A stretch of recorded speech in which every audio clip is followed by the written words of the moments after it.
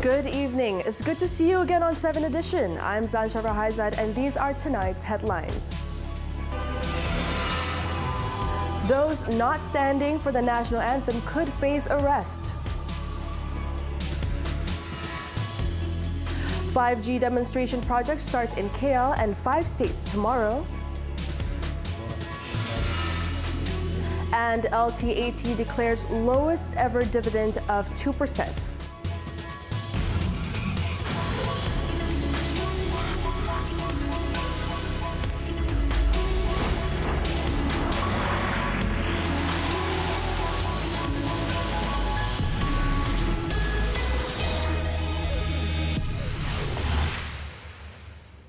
We begin tonight's bulletin with this story. It is a serious offense for anyone who disrespects the national anthem Negaraku. The federal police today warned that stern action could be taken against those who flout the National Anthem Act. Bukit Aman CID Prosecution and Legal Division Principal Assistant Director SAC Mio Farid Al-Atrash Wahid said those not respecting the national anthem could be jailed and fined. He said this when commenting on a 20-second video clip posted on social media 2 days ago, which showed a group of people who refused to stand up while the national anthem was playing. Makluman rakan media ini sebenarnya jadi satu kesalahan. Di bawah akta National Anthem Act, ada satu National Anthem Act. Jika kita gagal memberi penghormatan semasa lagu Negaraku dimainkan ataupun dinyanyikan, ini menjadi satu kesalahan. Kalau ia dilakukan di hadapan seorang pegawai kanan polis, tangkapan boleh dibuat. It was alleged that the incident took place during a fundraising dinner at a hotel in Kuching, Sarawak on Friday. Netizens are asking the police to investigate the actions of the group of individuals who showed disrespect to the national anthem. In Sarawak, police have called up the individuals who allegedly refused to stand for the national anthem in the viral recording. In a statement, State Deputy Police Commissioner Datuk Dev Kumar said a police report had been lodged on the incident today, and those individuals have been summoned to give their statements. He added the 7 individuals at the Kuching Police headquarters at 3:30 p.m. today, and police took more than an hour to have their statements recorded. He also said the National Anthem Act provides a fine of not exceeding 100 ringgit of imprisonment for a term not exceeding 1 month if convicted.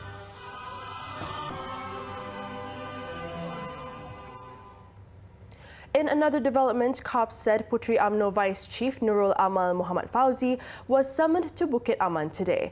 This was to record her statement following a police report lodged against her about her remarks about the amok case at a factory in Bayan Lepas, Penang last week. According to authorities, several news portals reported that the UMNO leader at a political rally in Kubang Kerian, Kelantan on Wednesday had allegedly claimed that the amok case was due to 2 individuals insulting Prophet Muhammad. The case is now being investigated under the Penal Code for causing public mischief. Kita telah memanggil Naib Ketua Puteri Wanita UMNO ini ke Bukit Aman pada pagi ini. Dan beliau akan sampai di Bukit Aman pada pukul 10 pagi ini dan akan memberi keterangan kepada pegawai yang menjalankan kesihatan di bawah Seksyen 505C dan 233 Akta Komunikasi dan Multimedia. In the September 23rd incident, police shot dead a 27-year-old man who had attacked 2 of his colleagues. One of them, a 47-year-old woman who later died of her injuries, while the other, a 53-year-old man, was hospitalized. In Negeri Sembilan, 107 individuals suspected to be small-time drug dealers were picked up in an anti-narcotics crackdown around the state. Various drugs with a street value of about 57,000 ringgit were also seized during the operation from Friday until yesterday. According to Bukit Aman NCID Director Datuk Muhammad Khalil Kadir Mohammed, the suspects aged between 20 and 50 have been remanded to facilitate investigations. The drug haul weighing 121.91 kilograms included shabu, heroin, Aramin 5 pills, as well as ketum drinks and leaves. Police also seized properties worth about 163,000 ringgit. Jadi sekarang ni fokus narkotik ialah untuk membenteras, memutuskan bekalan ni supaya kita dapat menangkap peruncit-peruncit ini dan kita dapat bekukan mereka supaya penagih-penagih yang ada tadi tidak dapat bekalan mereka. Ini adalah salah satu strategi supaya kita dapat mengurangkan penagih di dalam negara ini. According to statistics, from January until September 26th this year, police have arrested 137,225 people, including 9,512 foreign nationals, with drugs seized amounting to 2.69 billion ringgit. Up to the third quarter of this year, some 245 drug dens were also raided by authorities. Elsewhere, police arrested 3 men and seized more than 2 kilograms of shabu worth 140,000 ringgit hidden in Chinese tea packets last Friday. District Police Chief ACP Muhammad Zani Din said during the raid in Petaling Jaya, Selangor, police also seized 3 vehicles and jewelry, all worth 180,000 ringgit. It is believed the 3 suspects, aged between 46 and 50, were packing the drug for local distribution. 2 of the men also tested positive for shabu, and 1 of them had a drug-related criminal record. Authorities also believe the suspects were part of a syndicate, and they had been active around the Klang Valley for the past 6 months. 2 of the trio were remanded for a week, while the other for 5 days, to facilitate investigations under the Dangerous Drugs Act. In Johor, 2 people died while 9 others were injured in a road accident involving 6 cars on the North-South Expressway near the Skudai exit early this morning. Both of the deceased were identified as 36-year-old G. Thea Garajan, as well as a female Indian national identified as S. Kathi Resin, also in her 30s. Both died on the spot in the 1 a.m. pileup, where the car Thea Garajan was driving had stalled in the middle of the highway before it was rammed from behind by another car. The impact of the crash caused the woman to be flung out of the car into a 13-meter deep ravine. Then 4 other vehicles coming from behind failed to avoid the crash and slammed into both cars. It took over an hour for firemen to recover the woman's body. Authorities are investigating the cause of the accident under the Road Transport Act.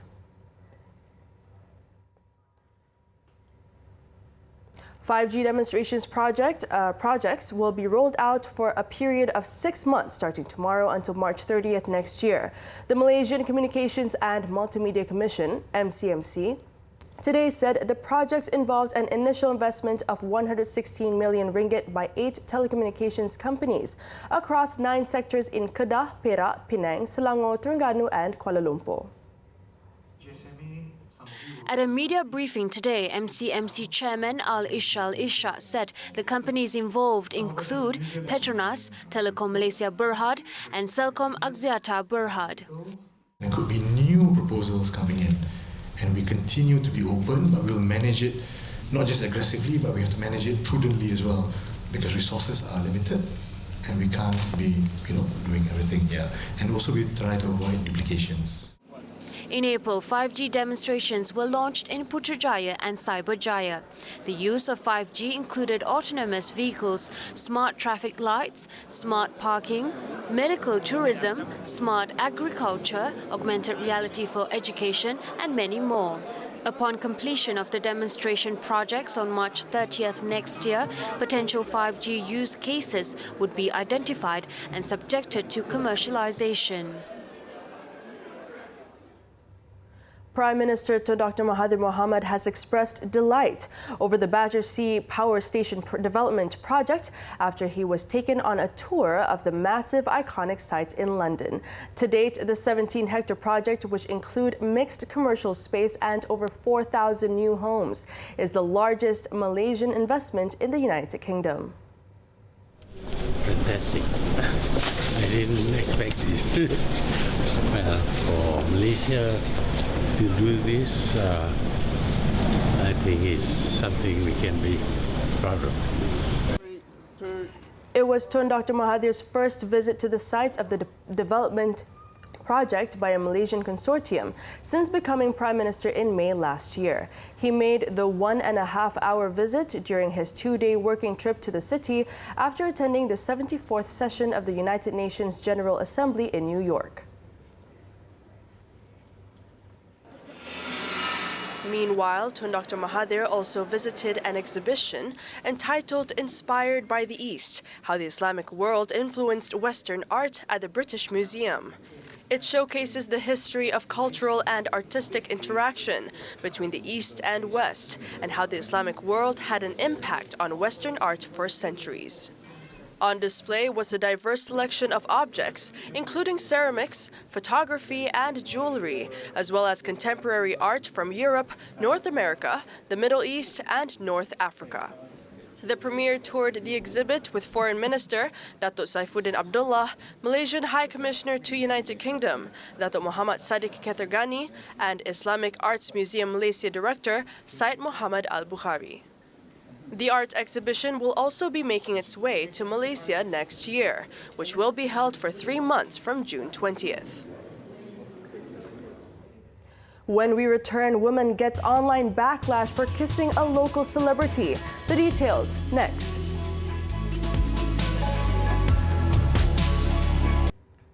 Car behemoth Volkswagen faces a German court Monday to fight the largest legal claim of its kind in its country's modern history. Around 450,000 car owners have joined the landmark group proceeding in the latest chapter of the diesel emissions scandal that has already cost the company over 30 billion euros.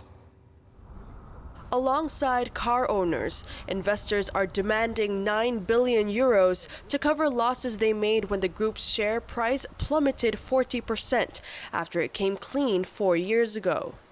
Germany's Federal Union of Consumer Associations, representing the plaintiffs, says the German carmaker deliberately harmed buyers by installing motor control software that allowed vehicles to pollute far more on the road than under lab conditions. Volkswagen lawyers, however, are confident the case, which they say could last up to 4 years and end up in front of the country's Supreme Court, will eventually be dismissed. Since 2015, when Volkswagen admitted to manipulating 11 million vehicles worldwide to fool emissions tests, the scandal has cost the group over 30 billion euros in fines, compensation, and legal costs. Most of that sum, 22 billion euros, has gone to the US, while in Germany the company has so far paid just over $2 billion spread across 3 fines. The trial is Germany's largest so far in the scandal, which last week saw Volkswagen Supervisory Board Chief Hans-Dieter Puch and Chief Executive Herbert Diess charged with market manipulation over his role. Former Chief Executive Martin Winterkorn, who stepped down over the scandal, has also been charged with fraud.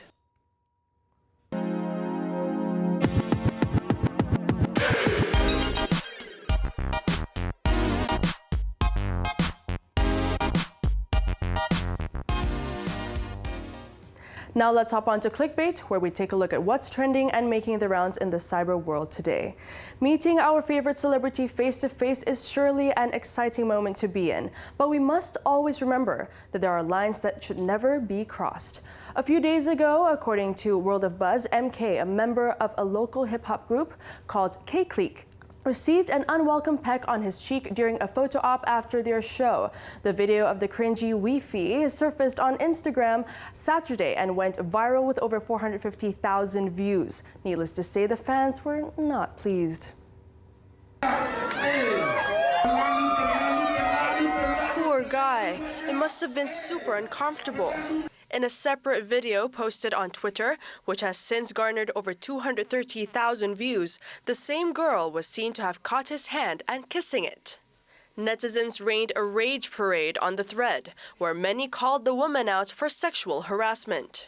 Nevertheless, according to M-Star, MK asked everyone to drop the issue as the woman has already reached out to him and apologized.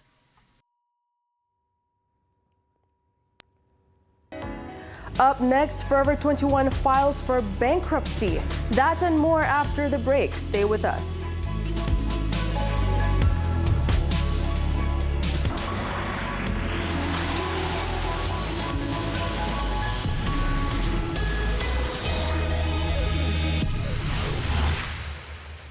Thanks for staying with us. Forever 21, the California retailer that helped popularize fast fashion in the U.S., announced that it would be filing for voluntary bankruptcy. The move is the latest in the U.S. brick and mortar chain to embark on restructuring as shoppers migrate online, and will see the closure of 350 of its stores worldwide. This includes 178 stores in its main U.S. market, all stores in Asia and most locations in Europe, but will continue operations in Mexico and Latin America. Analysts say it failed to react to the rise of online retailers, as well as shifting consumer sentiment against the environmental impact of fast fashion and concerns over working conditions. To aid in the restructuring, the company has secured $350 million in financing, which includes $275 million from its existing lender, JP Morgan Chase, and $75 million from TPG 6th Street Partners and its affiliates.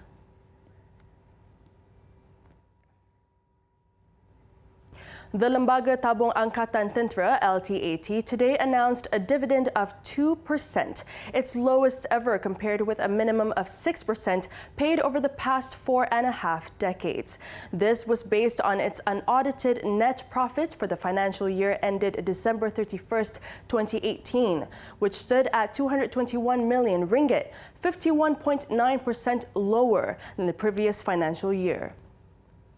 As for gross income, it was down 19.8% at 423.9 million ringgit.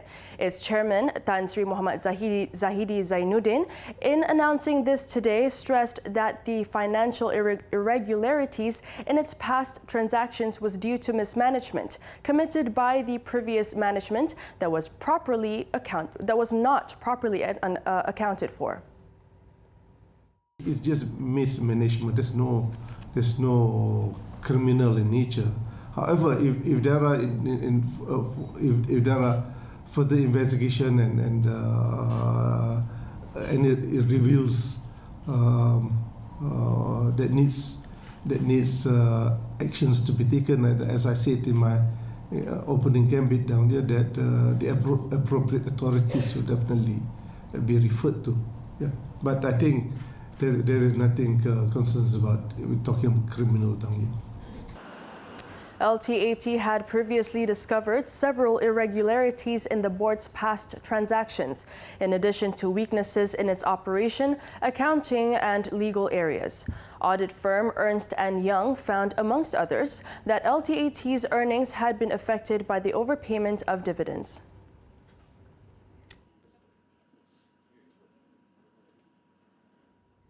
Media Prima Berhad has announced the appointment of 2 new directors effective from tomorrow. Datuk Iskandar Mizal Mahmud has been appointed as Group Executive Director. He has 30 years of experience serving with multinational companies and government-linked companies, including in investment, banking, and technology sectors. Meanwhile, Muhammad Abdullah has been appointed as a non-independent, non-executive director. He also has 30 years of experience in corporate management and investment banking, as well as in being involved in the media and printing industry. In a statement today, Media Prima Chairman Datuk Syed Hussein Al-Junid said the latest appointments reflect the company's commitment towards implementing strategic actions to accelerate the group's vision to become the leading digital-first content and commerce company in Malaysia.